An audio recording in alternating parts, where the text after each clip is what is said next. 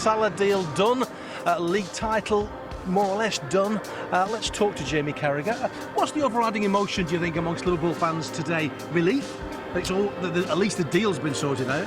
Yeah, I think watching the Arsenal game last night, I think most Liverpool supporters feel that they're going to win the league, but they almost just want to confirm it as quick as possible. So I think there was probably a little cheer in most Liverpool households when Brentford got that equaliser. And I think when you're in this position Liverpool are in, the same as any team, they just want to, as I said, get it over as quickly as possible and get it done and, you know, lift that league title.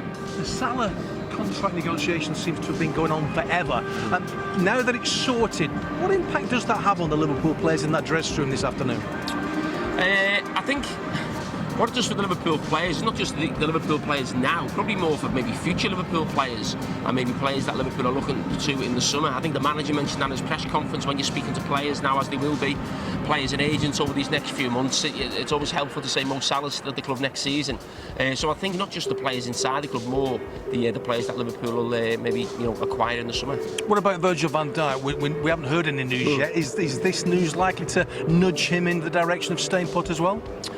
Maybe, but listen, I think there may be some news on Virgil van Dijk next week. I think the fact that the Mo Salah news came out, maybe not trying to do two players on one day, maybe steal a little bit of the thunder of either of the players, Virgil van Dijk or Mo Salah. Let Mo Salah have his moment a few days ago, and I'm sure that'll be the case with Virgil van Dijk next week. And it's a glorious day here. The pitch looks fantastic. There'll be a great reception for Mo Salah when he comes out.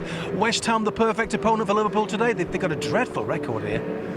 Yeah, I mean, listen, this stage of the season, West Ham are there's a number of teams in the Premier League now, probably Manchester United a little bit the same later on against Newcastle, where there's not a lot to play for them really, but the manager won't be saying that before the game, and he'll want to come here and try and spoil what Liverpool fans might be thinking, a little party with the fact that Mo Salah's signed the contract. Arsenal have dropped points again this weekend, so they want to do something there. But yeah, their motivation probably won't match Liverpool's, but they've definitely got quality players on the pitch who can hurt Liverpool. And if I'm not mistaken, Liverpool have scored 5 goals on 2 occasions this season, once in the League Cup, once in the game at London, so they'd love to do that today, wouldn't they? Yeah, and that's probably something that's probably, when you talk about this Liverpool team and compare it to Liverpool teams of the past, especially the Jurgen Klopp teams, maybe it hasn't had enough, sort of eye-catching results with lots of goals in it, so yeah, that'd be nice for them. And I wondered if the script's written, Mo Salah, 1, 2, maybe a hat-trick, because he scores goals against West Ham.